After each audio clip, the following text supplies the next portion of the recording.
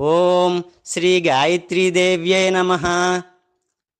గాయత్రీదేవి మనకు పంచముఖి గాయత్రీదేవి కింద దర్శనమిచ్చును. ఆ వివరాలు ఇప్పుడు తెలుసుకుందాం. గాయత్రి పేరులో గా అనగా గానమును సంగీతమును సూచించును, యత్రి అనగా రక్షించునది అని సూచించును. కాబట్టి ఆమె సర్వులను రక్షించే లోకమాత. గాయత్రీదేవి సకల వేదస్వరూపిణి, వేదమాత. త్రిమూర్తుల భార్యలగు సరస్వతీదేవి, లక్ష్మీదేవి, పార్వతీదేవుల యొక్క అంశయే గాయత్రీదేవి. ఓం శ్రీ సరస్వతీదేవ్యై నమః. ఓం శ్రీ పార్వతీదేవ్యై నమః.